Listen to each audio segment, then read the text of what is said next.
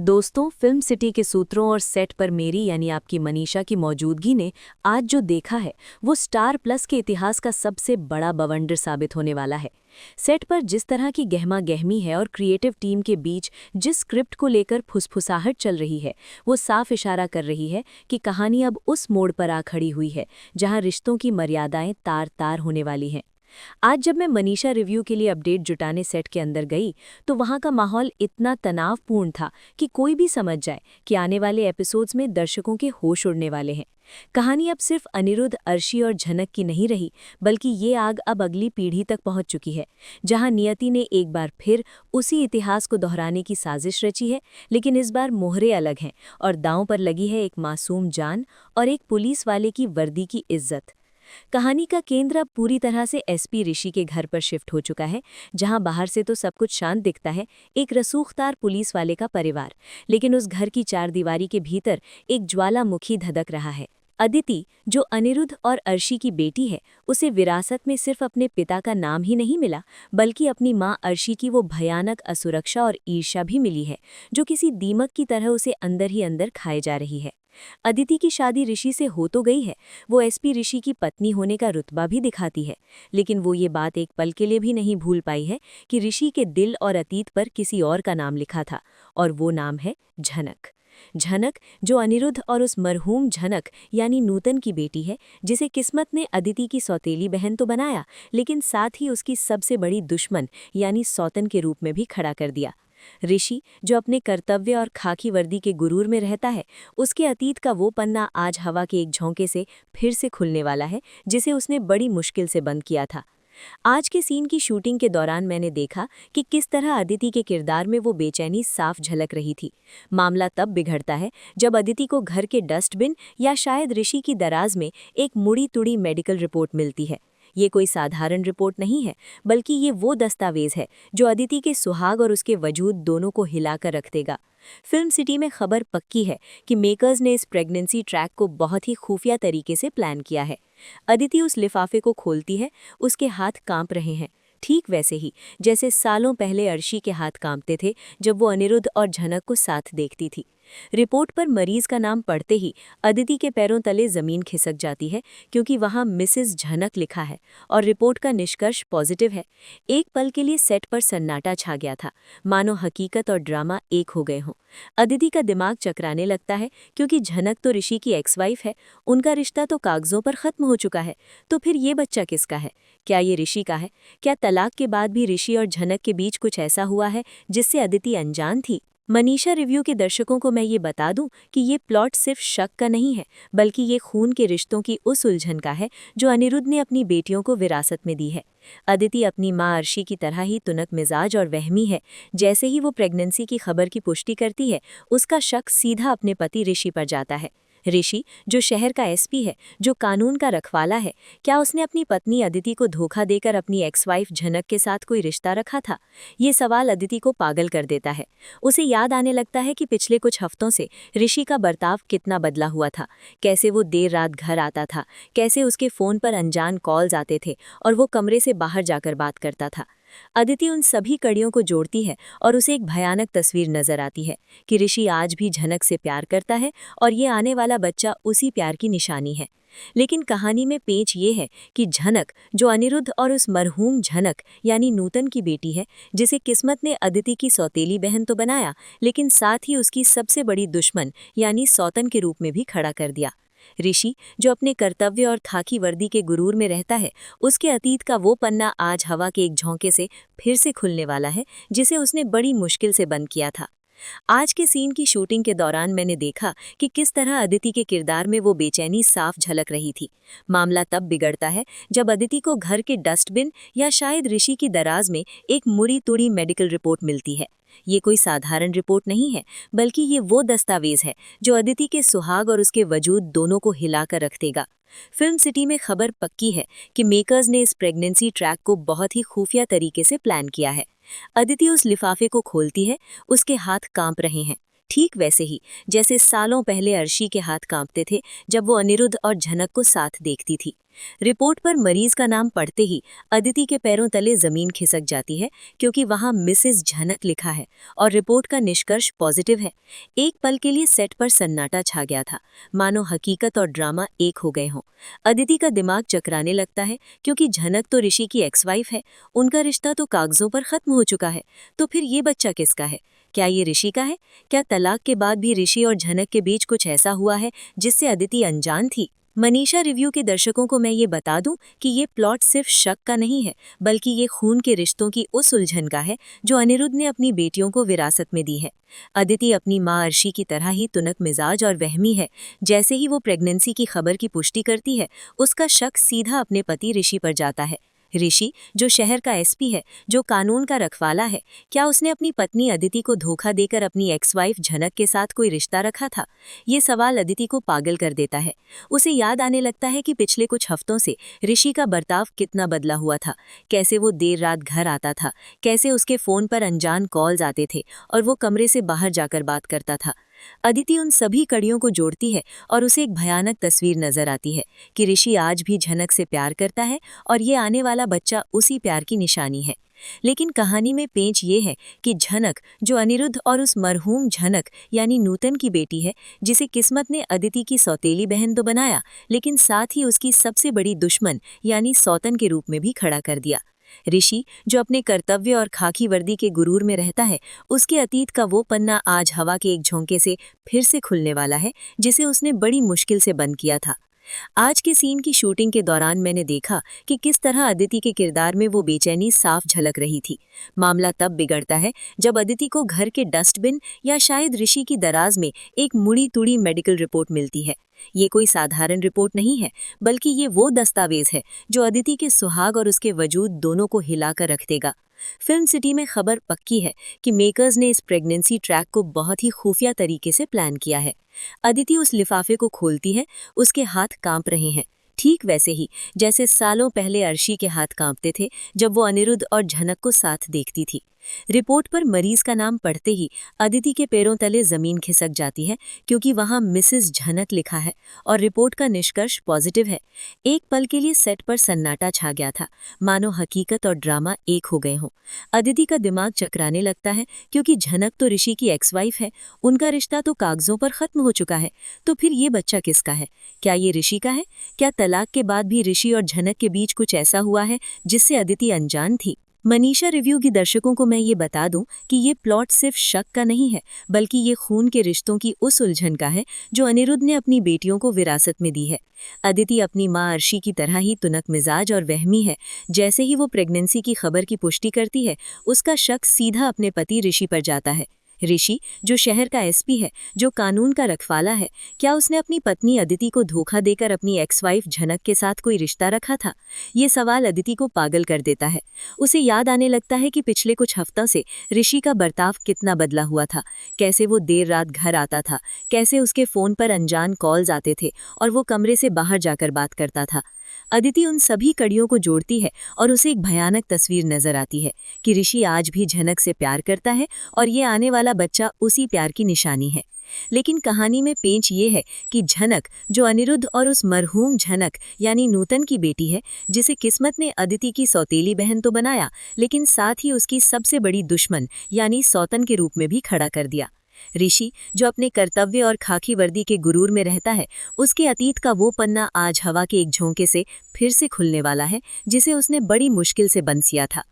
आज के सीन की शूटिंग के दौरान मैंने देखा कि किस तरह अदिति के किरदार में वो बेचैनी साफ झलक रही थी। मामला तब बिगड़ता है जब अदिति को घर के डस्टबिन या शायद ऋषि की दराज में एक मुड़ी तुड़ी मेडिकल रिपोर्ट मिलती है। ये कोई साधारण रिपोर्ट नहीं है, बल्कि ये वो दस्तावेज है जो अदिति के सुहाग और उसके वजूद दोनों को हिलाकर रख देगा।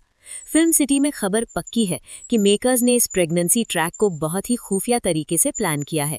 अदिति उस लिफाफे को खोलती है, उसके हाथ कांप रहे हैं, ठीक वैसे ही जैसे सालों पहले अर्शी के हाथ कांपते थे जब वो अनिरुद्ध और झनक को साथ देखती थी। रिपोर्ट पर मरीज का नाम पढ़ते ही अदिति के पैरों तले जमीन खिसक जाती है, क्योंकि वहां मिसेस झनक लिखा है और रिपोर्ट का निष्कर्ष पॉजिटिव है। एक पल के लिए सेट पर सन्नाटा छा गया था, मानो हकीकत और ड्रामा एक हो गए हों। अदिति का दिमाग चकराने लगता है, क्योंकि झनक तो ऋषि की एक्स वाइफ है, उनका रिश्ता तो कागजों पर खत्म हो चुका है। तो फिर ये बच्चा किसका है? क्या ये ऋषि का है? क्या तलाक के बाद भी ऋषि और झनक के बीच कुछ ऐसा हुआ है जिससे अदिति अनजान थी? मनीषा रिव्यू के दर्शकों को मैं ये बता दूं कि ये प्लॉट सिर्फ शक का नहीं है, बल्कि ये खून के रिश्तों की उस उलझन का है जो अनिरुद्ध ने अपनी बेटियों को विरासत में दी है। अदिति अपनी मां अर्शी की तरह ही तुनक मिजाज और वहमी है। जैसे ही वो प्रेगनेंसी की खबर की पुष्टि करती है, उसका शक सीधा अपने पति ऋषि पर जाता है। ऋषि, जो शहर का एसपी है, जो कानून का रखवाला है, क्या उसने अपनी पत्नी अदिति को धोखा देकर अपनी एक्स वाइफ झनक के साथ कोई रिश्ता रखा था? ये सवाल अदिति को पागल कर देता है। उसे याद आने लगता है कि पिछले कुछ हफ्तों से ऋषि का बर्ताव कितना बदला हुआ था। कैसे वो देर रात घर आता था, कैसे उसके फोन पर अनजान कॉल्स आते थे और वो कमरे से बाहर जाकर बात करता था। अदिति उन सभी कड़ियों को जोड़ती है और उसे एक भयानक तस्वीर नजर आती है कि ऋषि आज भी झनक से प्यार करता है और ये आने वाला बच्चा उसी प्यार की निशानी है। लेकिन कहानी में पेच ये है कि झनक, जो अनिरुद्ध और उस मरहूम रात का सन्नाटा गहरा रहा था, और सेट पर फिल्माए गए इस सीन में लाइटनिंग इतनी डिम रखी गई थी कि अदिति के चेहरे का तनाव साफ उभर कर आ रहा था। ऋषि, जो शहर का एक जांबाज एसपी है, अपराधियों के छक्के छुड़ा देता है, वो अपने ही घर में अपनी पत्नी की आंखों में पल रहे शक को नहीं पढ़ पाया। वो वर्दी उतारकर बेड पर बैठता है, पानी का गिलास मांगता है, और अदिति जब उसे पानी देती है तो उसके हाथ कांप रहे होते हैं। मेरे सूत्रों के अनुसार इस सीन में कोई भारी भरकम डायलॉग नहीं थे, बल्कि आंखों का खेल था। अदिति की नजरें बार बार ऋषि के चेहरे पर जा रही थीं, मानो वो उस चेहरे में अपने गुनहगार को तलाश रही हो। उसके मन में हजार सवाल उमड़ रहे थे। क्या तुम वही ऋषि हो जिससे मैंने प्यार किया? क्या तुम अभी भी उस झनक के पास जाते हो? क्या वो बच्चा तुम्हारा है? लेकिन वो चुप रही। ये चुप्पी दर्शकों को बेचैन कर देगी, क्योंकि हम जानते हैं कि जब औरतों की चुप्पी गहराती है तो धमाका भी उतना ही जोरदार होता है। अदिति ने उस रात ऋषि से कुछ नहीं कहा। उसने उस रिपोर्ट को अपने तकिए के नीचे नहीं, बल्कि अपनी आत्मा के उस कोने में छिपा लिया जहां सिर्फ नफरत पलती है। अगली सुबह का मंजर और भी दिलचस्प है। ऋषि अपनी ड्यूटी के लिए निकल जाता है। एक एसपी की पत्नी होने के नाते अदिति के पास संसाधनों की कमी नहीं है, लेकिन आज वो पुलिस का सहारा नहीं ले सकती थी, क्योंकि शक खुद पुलिस वाले यानी उसके पति पर ही था। सेट पर मैंने देखा कि अदिति का किरदार अब एक जासूस की भूमिका में आ गया है। वो अर्शी यानी अपनी मां को फोन करने के लिए अपना हाथ बढ़ाती है, लेकिन फिर रुक जाती है। उसे याद आता है कि अर्शी तो पहले ही झनक के नाम से चिढ़ती है। अगर उसे पता चला कि अनिरुद्ध की दूसरी बेटी झनक प्रेग्नेंट है और शक ऋषि पर है, तो अर्शी तो घर में आग लगा देगी। अदिति ये लड़ाई फिलहाल अकेले लड़ना चाहती है। वो अपनी कार निकालती है और उस पते की तरफ बढ़ती है जो उसने ऋषि के पुराने दस्तावेजों या शायद किसी गुप्त स्रोत से हासिल किया है, झनक का मौजूदा ठिकाना। अब कहानी में एंट्री होती है अनिरुद्ध की। अनिरुद्ध, जो अपनी पत्नी अर्शी और बेटी अदिति के साथ खुश रहने का दिखावा करता है, लेकिन उसका दिल आज भी अपनी पहली मोहब्बत और उस मोहब्बत की निशानी यानी झनक के लिए धड़कता है। फिल्म सिटी में चल रही गॉसिप ये है कि मेकर्स अब अनिरुद्ध को दो राहें पर खड़ा करने वाले हैं। जब अदिति झनक के घर के पास पहुंचती है तो वो गाड़ी दूर खड़ी कर देती है। वो छिप कर देखती है। झनक का घर ऋषि के आलीशान बंगले जैसा नहीं है, वो एक साधारण सी जगह है जो झनक के संघर्ष को बयां करती है। अदिति देखती है कि झनक घर के बाहर खड़ी है और वो सच में बीमार लग रही है। उसके चेहरे का रंग उड़ा हुआ है, वो बार बार अपना पेट पकड़ रही है, जिससे अदिति का शक यकीन में बदलने लगता है। लेकिन तभी वहां एक गाड़ी आकर रुकती है। अदिति की सांसें थम जाती हैं। वो सोचती है कि गाड़ी से ऋषि उतरेगा, लेकिन गाड़ी से जो शख्स उतरता है उसे देखकर अदिति के पैरों तले से जमीन एक बार फिर खिसक जाती है। वो शख्स कोई और नहीं बल्कि उसके अपने पिता अनिरुद्ध बोस हैं। जी हाँ दोस्तों, ये वो ट्विस्ट है जो टीआरपी के सारे रिकॉर्ड तोड़ने वाला है। अदिति देखती है कि अनिरुद्ध झनक के पास जाता है, उसके सिर पर हाथ रखता है, उसे कुछ दवाइयाँ देता है और उसे सहारा देकर अंदर ले जाता है। अदिति को अपनी आंखों पर विश्वास नहीं होता। जिस पिता को वो अपना आदर्श मानती थी, जो पिता हमेशा कहता था कि अदिति ही उसकी दुनिया है, आज वो पिता उस नाजायज बेटी की देखभाल कर रहा है जिसने अदिति की जिंदगी में सिर्फ जहर घोला है। अदिति का शक अब ऋषि से हटकर एक बड़ी साजिश की तरफ मुड़ जाता है। क्या अनिरुद्ध को इस प्रेगनेंसी के बारे में पता है? क्या अनिरुद्ध और ऋषि दोनों मिलकर उसे और अर्शी को धोखा दे रहे हैं?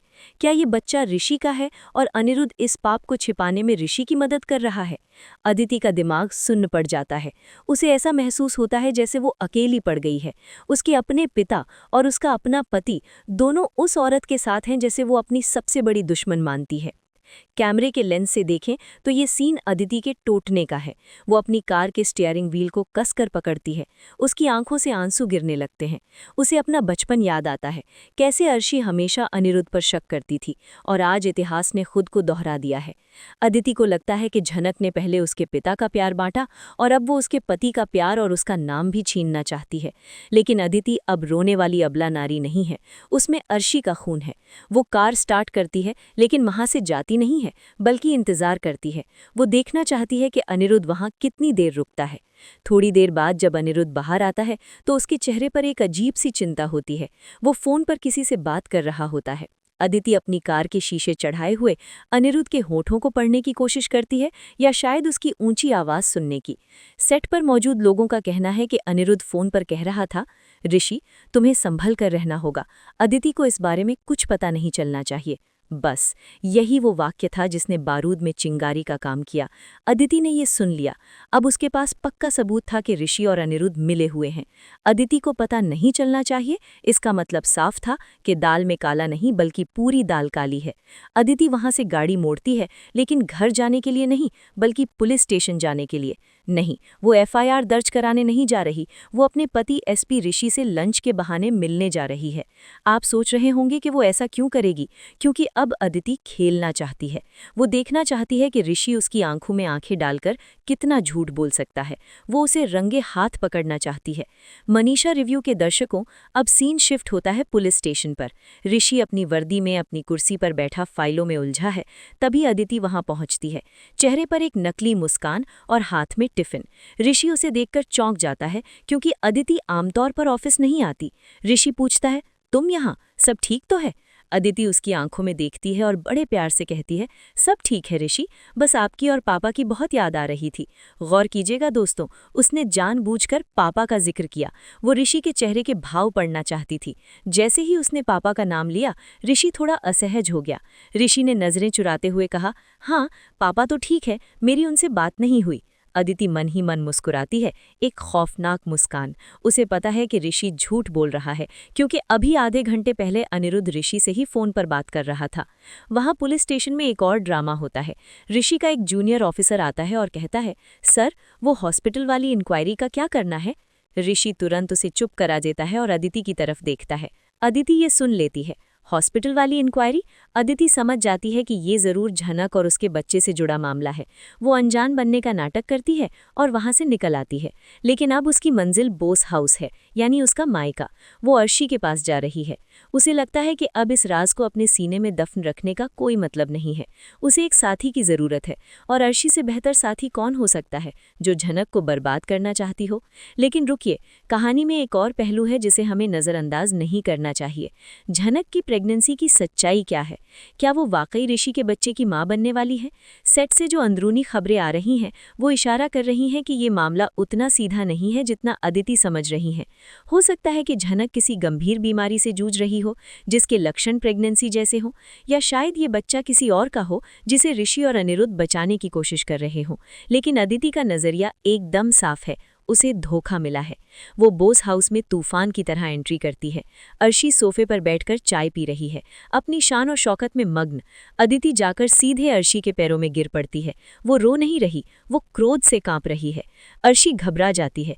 क्या हुआ अदिति? ऋषि ने कुछ कहा? अदिति अपना सिर उठाती है, उसकी आंखों में अंगारे हैं। वो अपने पर्स से वो मुड़ी तुड़ी रिपोर्ट निकालकर अर्शी के हाथ में थमा देती है। अर्शी उसे पढ़ती है और उसके हाथ से चाय का कप छूटकर गिर जाता है। छनन। वो आवाज़ पूरे घर में गूंजती है, ठीक वैसे ही जैसे आने वाले एपिसोड में उनकी जिंदगियों में भूचाल आने वाला है। अर्शी रिपोर्ट पर झनक का नाम और पॉजिटिव रिजल्ट देखती है। वो अदिति की तरफ देखती है और अदिति सिर्फ एक लाइन कहती है, माँ, इतिहास ने खुद को दोहराया है। पापा की तरह ऋषि ने भी हमें धोखा दिया है। वो बच्चा ऋषि का है। अर्शी का चेहरा गुस्से से लाल हो जाता है। वो खड़ी हो जाती है। उस मनहूस झनक की इतनी हिम्मत! उसने मेरी माँ का घर तोड़ा, खुद मेरा घर तोड़ने की कोशिश की, और अब मेरी बेटी का घर! मैं उसे जिंदा नहीं छोड़ूंगी। दोस्तों, अब यहाँ से शुरू होगा असली महायुद्ध। अर्शी और अदिति मिलकर एक प्लान बनाती हैं। वो ऋषि या अनिरुद्ध से सवाल नहीं करेंगी, वो सीधे उस जड़ को काटेंगी, यानी झनक को। वो तय करती हैं कि आने वाली दुर्गा पूजा के पंडाल में, जहाँ पूरा शहर इकट्ठा होगा, जहाँ ऋषि को चीफ गेस्ट के तौर पर बुलाया गया है, वहीं सबके सामने झनक के चरित्र की धज्जियां उड़ाई जाएंगी। वो उस रिपोर्ट की कॉपियां बांटने का प्लान बनाती हैं, लेकिन अनिरुद्ध और ऋषि को इस साजिश की भनक तक नहीं है। ऋषि सोच रहा है कि उसने अदिति को संभाल लिया है, और अनिरुद्ध सोच रहा है कि वो झनक की मदद करके अपने पुराने पापों का प्रायश्चित कर रहा है। उन्हें नहीं पता कि उनकी पत्नियां उनके खिलाफ ही खड़ी हो चुकी हैं। उधर झनक, जो अपने कमरे में बैठी है, अपने पेट पर हाथ फेर रही है। उसकी आंखों में एक अजीब सी उदासी और डर है। क्या वो सच में ऋषि के बच्चे को जन्म देने वाली है, या फिर उसने ये सब किसी और वजह से किया है? सेट पर मैंने झनक को एक लोरी गुनगुनाते हुए शूट करते देखा, जो बहुत ही भावुक सीन था। वो कह रही थी, तुम्हें इस दुनिया की नफरत से मैं बचाऊंगी। ये डायलॉग इशारा करता है कि बच्चा तो है और खतरा भी है। दोस्तों, ये प्लॉट अब इतना गहरा हो चुका है कि अगले एपिसोड में आपको एक बड़ा तमाशा देखने को मिलेगा। क्या अदिति दुर्गा पूजा में झनक का सच सबके सामने ला पाएगी? और सबसे बड़ा सवाल, जब ऋषि देखेगा कि उसकी पत्नी और सास झनक को जलील कर रहे हैं, तो वो वर्दी की इज्जत बचाएगा या अपने प्यार की? क्या अनिरुद्ध अपनी बेटी अदिति के खिलाफ जाकर झनक के लिए खड़ा होगा? ये सब जानने के लिए आपको इंतजार करना होगा मेरे अगले वीडियो का, जहां मैं आपको बताऊंगी कि उस दुर्गा पूजा के पंडाल में आखिर हुआ क्या, और किसने किसे मारा तमाचा, रिश्तों ने इंसान को या इंसान ने रिश्तों को। तब तक के लिए अपनी सीट बेल्ट बांधे रखिए, क्योंकि झनक के शो में मौसम बिगड़ने वाला है। माहौल एकदम इलेक्ट्रिक था। ढाक की गूंज और धुनुची नाच के बीच बोस परिवार और ऋषि का परिवार पंडाल में मौजूद था। ऋषि, जो चीफ गेस्ट की कुर्सी पर बैठा था, उसे अंदाजा भी नहीं था कि उसकी अपनी पत्नी अदिति हाथ में आरती की थाली नहीं, बल्कि उसके चरित्र हनन का दस्तावेज लिए खड़ी है। मैंने सेट पर देखा कि कैसे मेकर्स ने इस सीन को बिल्डअप किया है।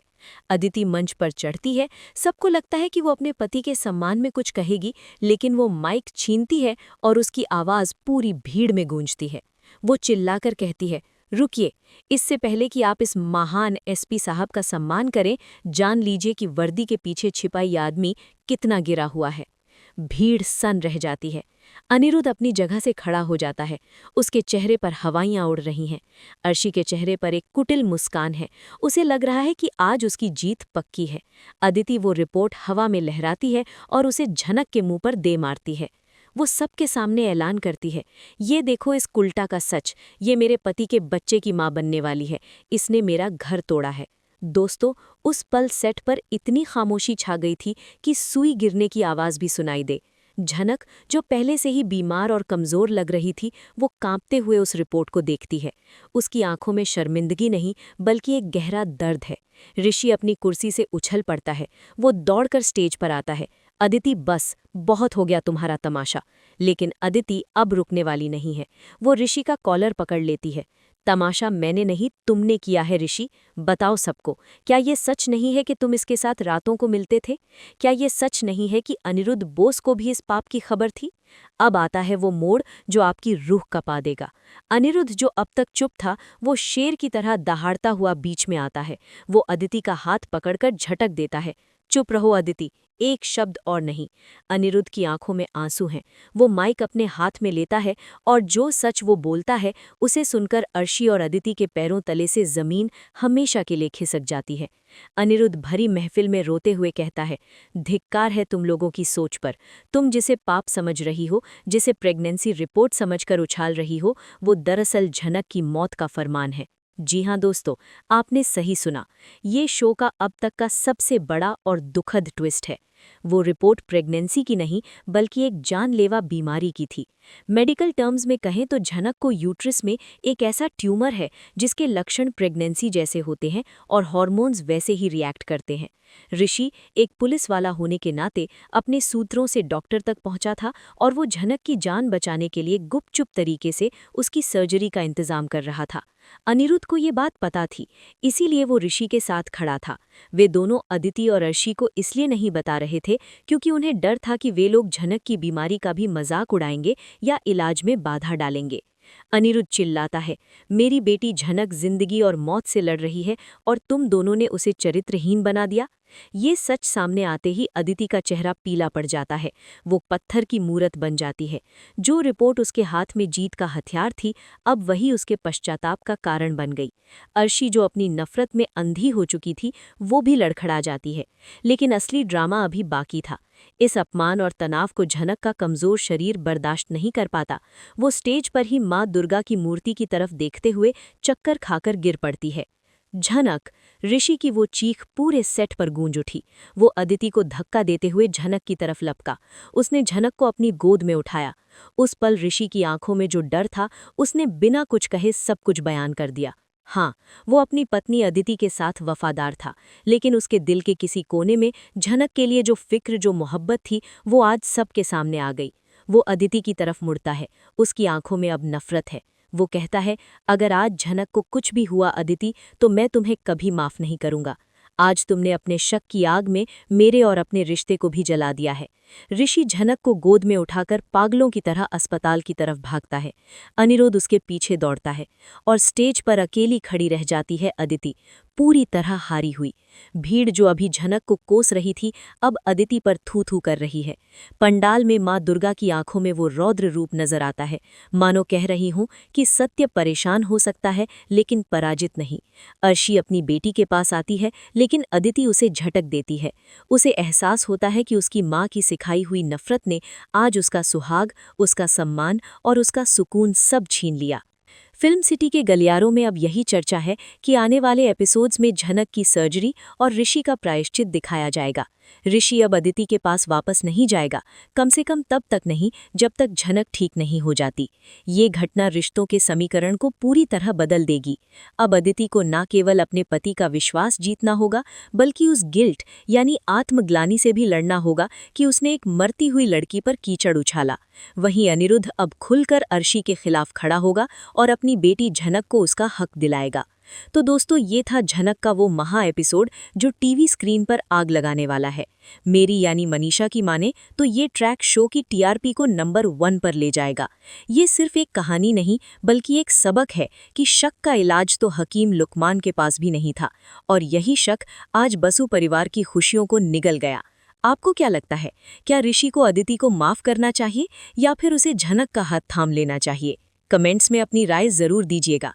वीडियो को लाइक करना और अपने दोस्तों के साथ शेयर करना मत भूलिएगा, क्योंकि ऐसे गर्मा-गर्म और सटीक अपडेट्स आपको सिर्फ और सिर्फ मनीषा रिव्यू पर ही मिलेंगे।